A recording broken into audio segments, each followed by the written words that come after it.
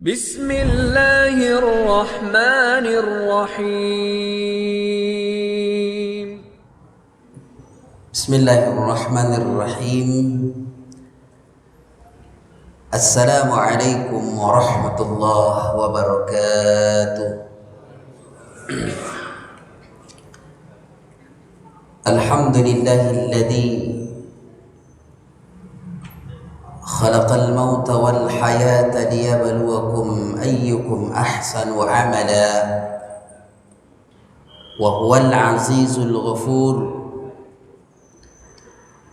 أشهد أن لا إله إلا الله وحده لا شريك له وأشهد أن محمدا عبده ورسوله الذي لا نبي بعده. رب اشرح لي صدري ويسر لي أمري واحلل عقدة من لساني يفقه قولي. ربي زدنا علما warzuqna fahman wa alhiqni bis salihin. Bapak yang dimuliakan Allah, bersyukur atas segala nikmat yang Allah telah anugerahkan kepada kita. Berselawat dan salam kepada Rasulullah Muhammad sallallahu alaihi wasallam. Semoga kita memohon dan meminta selalu kepada Allah agar kita dijadikan hamba yang pandai mensyukuri nikmat, dan semoga kita memohon dan meminta pertolongan kepada Allah agar kita bisa diberi hidayah untuk senantiasa istiqamah dalam sunnah Rasulullah Muhammad sallallahu alaihi wasallam. Bapak yang dimuliakan Allah, sebagaimana yang sudah diutarakan MC tadi, bahwa seyogianya ini yang mengisi Ustaz Helmi Imami, karena ada sesuatu hal maka beliau tidak bisa mengisi kajian sirah an-nabawiyah. Namun pun demikian, insyaallah kita tidak sia-siakan kebiasaan kita, yaitu kajian setiap malam Rabu ya, malam Kamis. Ini malam Rabu, malam Kamis ya. Setiap malam Kamis sirah nabawiyah. Tapi tentu insyaallah kita tidak mengurangi kekhidmatan kita dalam thalabul ilmi. Baik Bapak yang dimuliakan Allah, di hari-hari yang lalu kita membahas tentang ahsanu amala, ya. Nah, kalau kita mah bahasannya yang ringan-ringan saja ya. Nah, ahsanu amala kemarin, supaya amal kita itu menjadi yang terbaik, menjadi yang terutama di sisi Allah Subhanahu wa taala, ada dua syaratnya. Ya, ada dua syaratnya. Yang pertama itu ikhlasun al-amalu lillah, memurnikan pekerjaan, memurnikan ibadah, memurnikan aktivitas hanya kepada Allah Subhanahu wa ta'ala. Tidak ada campuran sedikit pun, baik dia rasa sombong, baik dia rasa ria, baik dia rasa mengharapkan sesuatu dari orang lain. Ya, faqat wajjahu a'malu lillahi subhanahu wa ta'ala, mengarahkan amal, menunjukkan amal hanya kepada Allah subhanahu wa ta'ala. Itu yang pertama, supaya amal kita menjadi yang terbaik. Yang kedua, ittiba' bima ja'a bihir rasul, harus sesuai dengan apa yang dicontohkan oleh Rasulullah Muhammad sallallahu alaihi wasallam dari segala aktivitas ibadah yang kita lakukan. Maka yang dua ini Bapak yang dimuliakan Allah, mau tidak mau harus kita miliki. Ustadz, saya memilih ittiba' saja tapi kurang ikhlas amalnya. Nah, ini juga tidak naik ke derajat yang paling bagus amalnya. Ya, berkualitas yang bermutu tinggi tidak naik. Ustadz, saya sudah ikhlas, tapi saya serampangan beribadah, semau-mau saya Ustadz. Nah, ini juga tidak naik. Ini menjadi ahsanu amala. Jadi mesti dua itu harus dikumpulkan dalam sebuah ibadah, aktivitas yang kita lakukan, baik dia berupa ubudiyah maupun amaliyah. Ya, baik dia ubudiyah maupun amaliyah. Ubudiyah itu berhubungan dengan ibadah seperti sholat, zakat, ya, dan lain sebagainya. Kalau amaliyah sehari-hari berhubungan dengan orang lain, nah kita juga kudu harus memurnikan niat kita. Kita mau berteman dengan seseorang, niatnya udah, motifnya udah beda ya. Mendekati orang kaya biar kecipratan kayanya gitu. Mendekati orang alim biar tambah alim dia gitu ya. Lillah, karena Allah. Jadi motifnya harus diperbaiki. Ya. Nah, ala kulli hal Bapak yang dimuliakan Allah, ternyata ahsanu amala ini tidak sampai di situ pembahasannya kaum muslimin yang dimuliakan Allah. Maka kita hari ini akan membahas yaitu surat Yunus. Ya, surat Yunus itu ayat 26. Nah, ya, ayat 26. Nah, yang kita ambil dasar pemikirannya yaitu tafsir Ibnu Katsir terkait dengan ayat 26 surat Yunus ini yang ada kaitannya dengan ahsanu amala tadi. Nah, ya. Jadi runtunan berpikirnya yaitu tadi, kalau mau membuat satu ibadah ataupun amalan yang bermutu di sisi Allah, syaratnya ada dua, ikhlas dan ittiba'. Bagi mereka-mereka yang sudah memenuhi kriteria yang dua ini, maka balasannya ada di surat Yunus ayat 26. Apa itu? Nah, seperti ini bunyi ayatnya. Lilladzina ahsanul husna wa ziyadah la yarhaqu wujuhum qatarun wa la dhillah ulaika ashabul jannati hum fiha khalidun. Nah, di sini ayat 26 surat Yunus. Lilladzina ahsanu, bagi mereka-mereka yang terbaik amalnya. Ahsanu itu isim tafdhil dari kalimat hasan. Hasan itu baik. Kalau ahsan yang terbaik. Nah, namanya isim tafdhil. Kalau di dalam bahasa Inggris itu apa namanya? Siapa yang tahu bahasa Inggris? Superlatif. Nah, gitu ya. Ada yang orang baik, tapi ada orang yang terbaik. Nah, ya, namanya ismut tafdhil di dalam bahasa Arab. Nah, ada yang alim, ada yang lebih alim. Nah, ini juga sama. Ada yang beramal, tapi ada lagi yang ahsanu amala.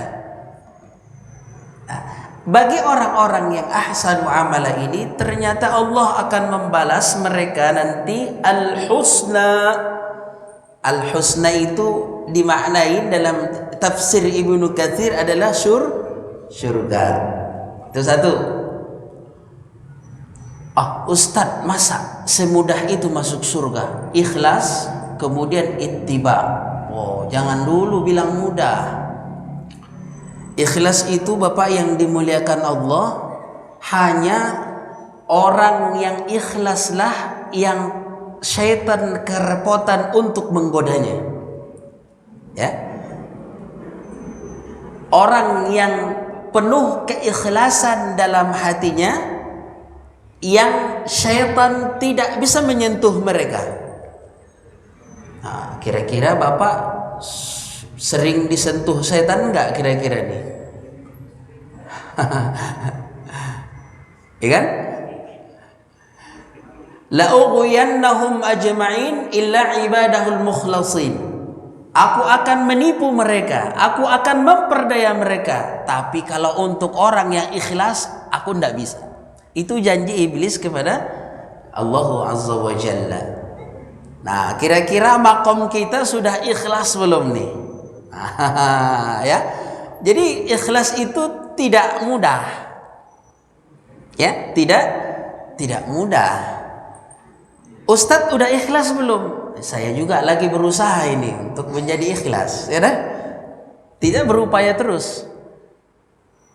Karena secara perjanjian dengan Allah, iblis maupun syaitan itu, kalau kita beribadah, tugas fungsinya atau konsep hidupnya itu beribadah kepada Allah.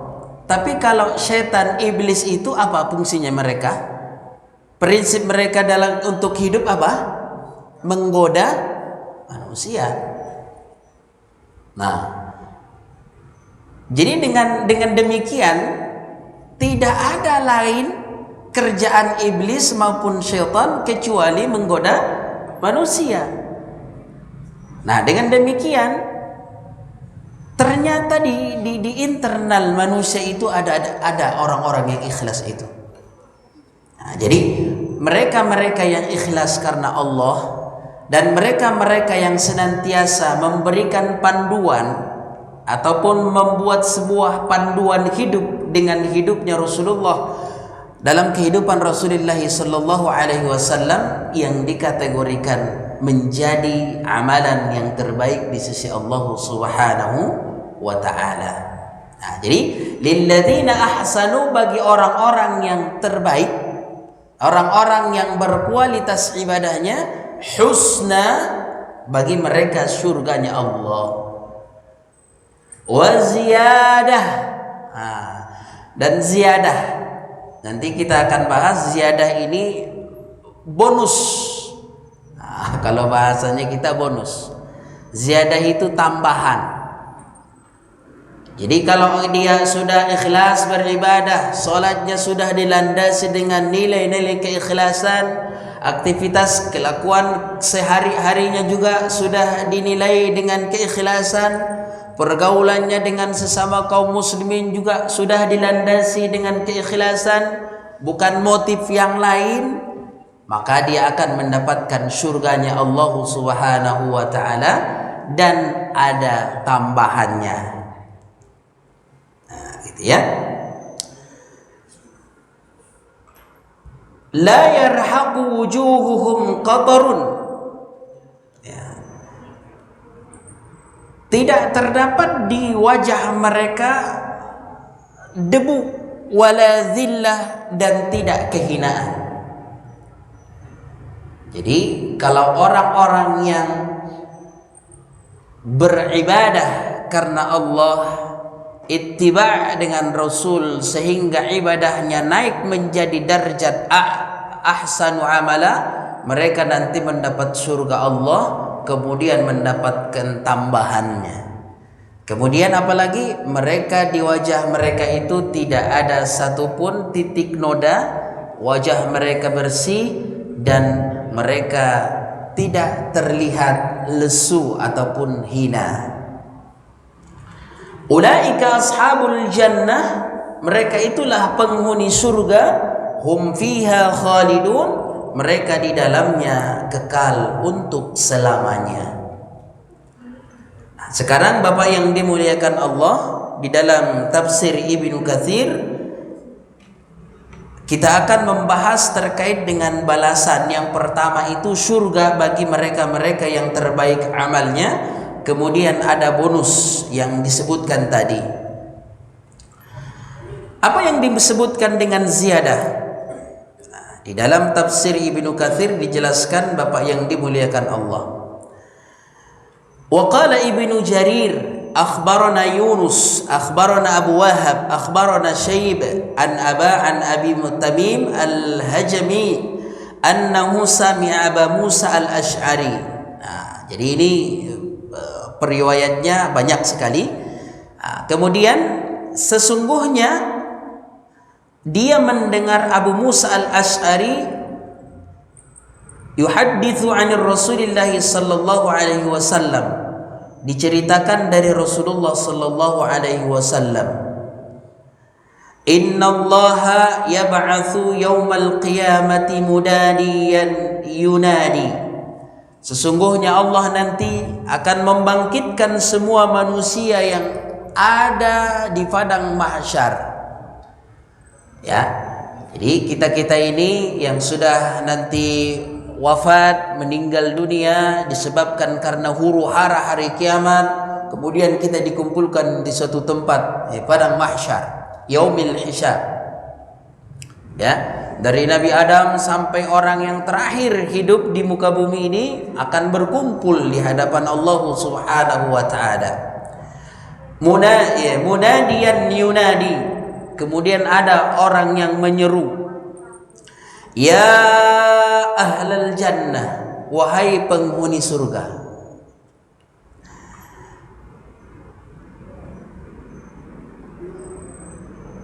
Bisautin yasma'u awwaluhum wa akhiruhum, panggilannya nggak tanggung-tanggung Bapak. Ya, panggilannya itu, suaranya itu terdengar dari orang yang di ujung sana dan orang yang di ujung sana. Itu kira-kira ya. Kalau padang mahsyar itu seluas, dalam sejarah berapapun luasnya, ya tentu ada pendapat para ulama, luas banget, ya, luas banget. Jadi suara yang memanggil itu, ya ahlal jannah, itu terdengar dari ujung ke ujung terdengar. Kalau kita bayangkan GBK lah kira-kira gitu ya. Kalau GBK itu dari gawang sampai gawang sono, kalau teriak kedengaran nggak kira-kira tuh? Nah, ada yang udah coba belum gitu ya? Ya mungkin kedengaran, tapi sayup-sayup gitu, apalagi suaranya dibawa oleh angin gitu ya. Tapi di padang mahsyar, jadi yang menyeru ini suaranya itu akan terdengar dari ujung sana sampai ujung sana. Kalau kita menganggap padang mahsyar itu tempat berkumpulnya manusia, mulai dari Nabi Adam sampai orang yang terakhir dimatikan oleh Allah Subhanahu wa taala. Apa seruannya? Innallaha wa'adakumul husna wa ziyadah, sesungguhnya Allah telah menjanjikan untuk kalian surga dan bonus. Nah, ya jadi kalau di padang mahsyar setahu kita kan bermacam-macam.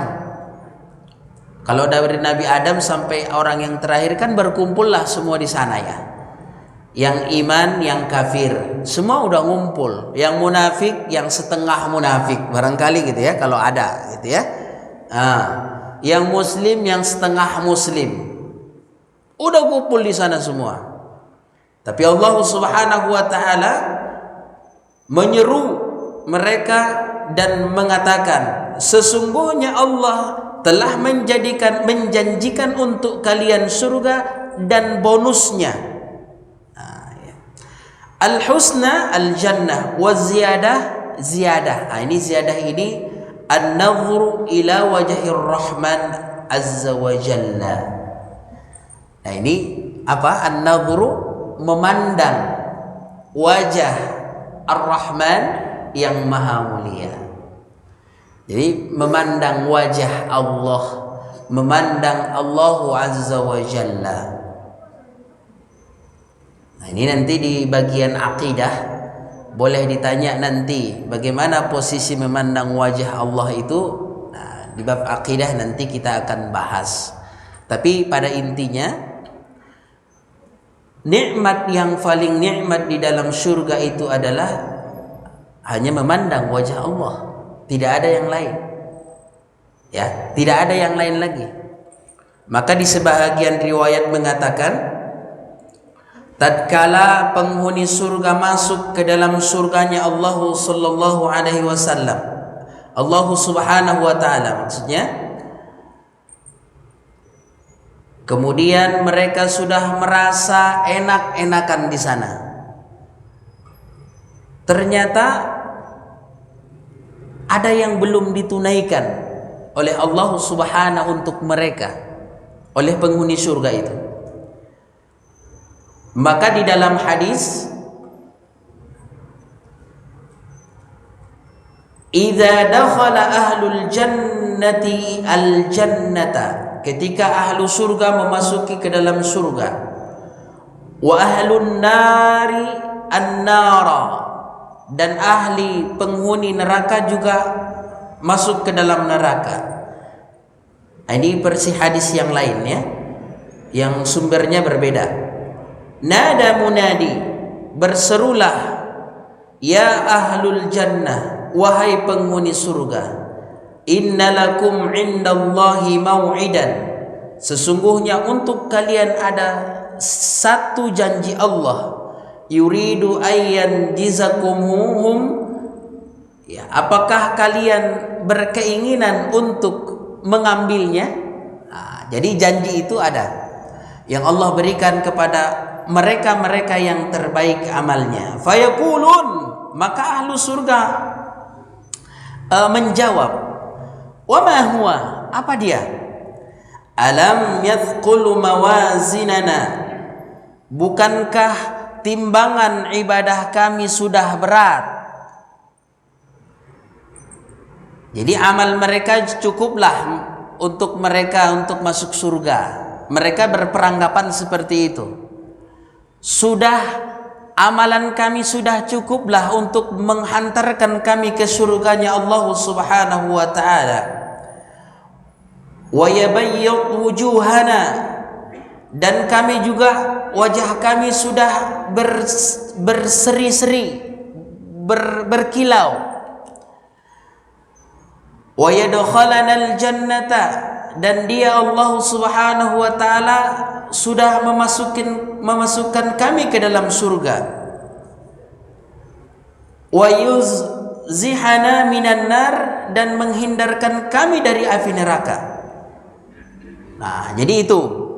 Jadi ada yang memanggil mereka penghuni surga ini, penghuni surga, bukankah Allah pernah berjanji kepada kalian memberikan satu nikmat? Ya, satu nikmat. Apakah kalian mau mengambil itu? Wah, kami udah enak nih di surga nih. Amalan kami udah bisa memasukkan kami ke dalam surga. Kemudian wajah kami sudah cemerlang nih, dan kami sudah terhindar dari api neraka, kata penghuni surga tuh. Tapi fayakshifu lahumul hijab, penghuni surga itu tidak tahu. Kalau di kita sih sebagai surprise lah, kira-kira gitu ya, sebagai bonus yang diumpetin ya, sebagai surprise lah bagi penghuni surga itu. Apa katanya? Fayakshifu lahumul hijab, hijab terbuka. Hijab terbuka maksudnya apa? Mata kita ini Bapak, karena ditutup oleh Allah. Kalaulah sekiranya hijab dibuka, tembus pandang, istilahnya gitu ya, tembus pandang. Kita bisa melihat berapa biji nih, berapa makhluk nih, setan, ada jin di sini nih, ada.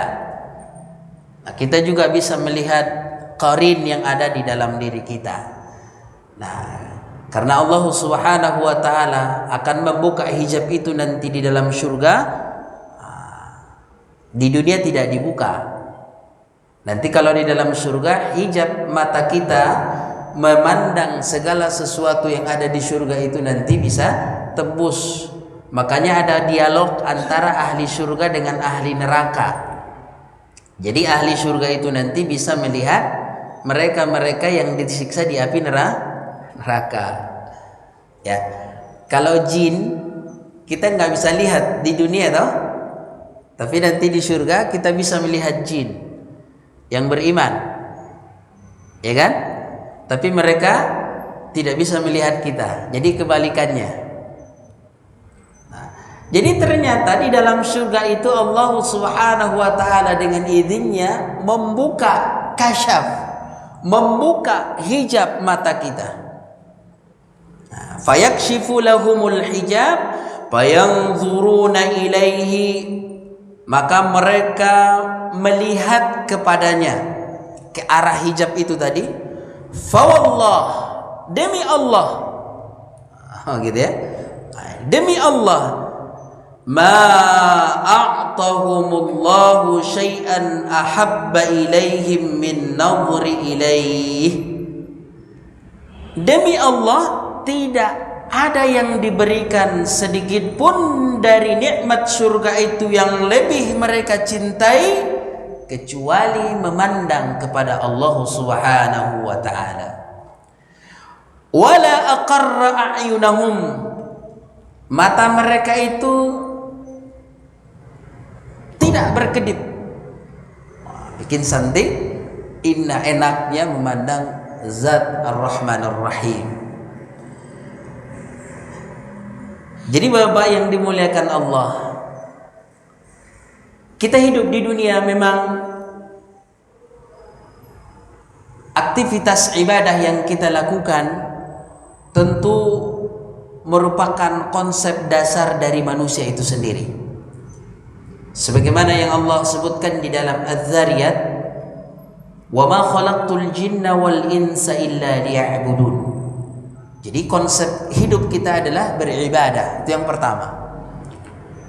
Jadi ibadah yang kita lakukan tentu mempunyai kriteria, sehingga kriteria ini bisa dimasukkan dalam aktivitas ibadah kita sehari-hari.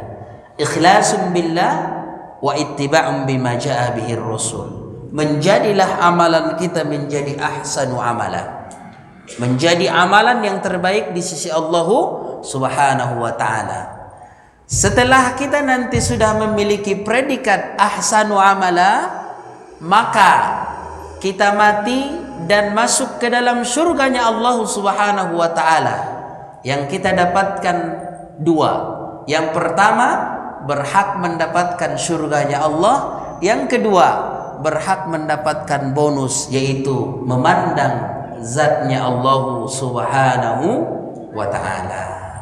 Semoga kita bisa terarah hidupnya di dalam kehidupan dunia ini, dan semoga kita senantiasa dibimbing oleh Allah Subhanahu wa ta'ala menggerakkan aktivitas ibadah kita sesuai dengan ketentuan-ketentuan dan tuntunan-tuntunan yang telah diajarkan oleh Rasulullah Muhammad sallallahu alaihi wasallam. Dan kita berharap dengan ridha Allah, dengan rahman rahim Allah, kita masuk ke dalam surganya Allah dan mendapatkan bonus tadi. Ternyata ini nggak semua orang juga dapat, Bapak. Nggak semua orang juga dapat, ya. Jadi hanya orang-orang yang terbaik amalnya. Ustadz, kan amal itu kan kalau namanya yang terbaik itu ada yang baik, ada yang sedang, kan gitu ya. Ada yang nggak sama sekali baik gitu. Nah, ini kalau dikategorikan ahsanu ini yang mendapatkan bonus tadi ya mereka-mereka yang ahsanu amala, yang berhak mendapatkan surga dan yang berhak untuk mendapatkan bonus tadi, an-nazar, memandang wajah atau zat Allah Subhanahu wa ta'ala di dalam surga. Dan semoga kita masuk kepada orang-orang yang senantiasa melakukan ibadah terbaik dalam kehidupan kita. Demikian barangkali yang bisa saya sampaikan, bermanfaat buat diri saya sendiri dan kepada kaum muslimin dimanapun berada. Semoga apa yang saya sampaikan ini menjadi bahan renungan buat kita, agar bisa menata ibadah kita, menata kehidupan kita untuk lebih baik ke depan. Demikian, billahi taufiq wal hidayah wa ridha wal inayah. Wassalamualaikum warahmatullahi wabarakatuh. Waalaikumsalam warahmatullahi wabarakatuh. Dibuka satu pertanyaan mungkin Ustaz? Boleh, silakan. Oke, ringan tapi substansinya lumayan dalam Ustaz ya, kajian kita malam ini. Karena mencapai amal yang terbaik itu ternyata tidak mudah. Baik Bapak Ibu yang ingin bertanya, satu pertanyaan diberikan kesempatan, silakan cepat saja. Oke. Bang Haji, silakan. Assalamualaikum Ustaz. Waalaikumsalam. Dari penjelasan besar itu saya ada satu pemikiran. Kita pernah mendengar bahwa ada yang dijamin masuk surga, itu waktu di padang mahsyar itu orang-orang ini apakah masih bersama dengan kita di padang mahsyar atau langsung masuk surga? Apa ada penjelasan? Oke. Kalau Ustaz, Ya. Padang mahsyar itu adalah tempat berbangkitnya manusia dari kuburnya. Maka manusia berkumpul di sana semua tanpa terkecuali. Nah, makanya di sana nanti ada klaster-klaster manusia. Ya, ada klaster-klaster manusia. Ada klasternya mukanya hitam semua. Nah, sebelah sini umpamanya. Yang sebelah sana wajahnya berseri-seri. Dalam hadis disebutkan ghurram muhajjilin min atharil wudu. Ghurram muhajjilin berkilau-kilau wajah mereka dengan bekas uduk mereka semasa mereka hidup di muka bumi. Jadi kalau mereka-mereka yang dijamin masuk surga, sepengetahuan saya masih berkumpul dengan manusia-manusia yang lain. Karena surga itu belum dibuka kecuali Rasulullah Muhammad sallallahu alaihi wasallam yang memulai masuk ke dalamnya. Jadi kullu ibnu Adam yatajamma'u fil mahsyar. Semua manusia berkumpul dulu di sana. Nah, di sana ada hisab, ada di sana yang disebut dengan mizan dan lain sebagainya yang sudah ma'ruf kita ketahui. Ketika Allah Subhanahu wa taala mengizinkan Rasul Muhammad sallallahu alaihi wasallam untuk masuk surga, barulah manusia boleh masuk surga. Seperti itu barangkali Bang Haji jawaban saya. Jadi pada intinya semua manusia masih tertahan di padang mahsyar. Kalau Allah Subhanahu wa taala mengizinkan Rasulullah Muhammad sallallahu alaihi wasallam membuka pintu surga, baru Muhammad, Rasul Muhammad, kemudian para sahabat, kemudian barangkali nanti yang dijamin masuk surga itu dihisapnya barangkali. Nah, wallahu alam nanti kita cari ya. Apakah para sahabat yang dijamin masuk surga itu tidak dihisap? Bisa jadi mereka tidak mengalami hisab ya.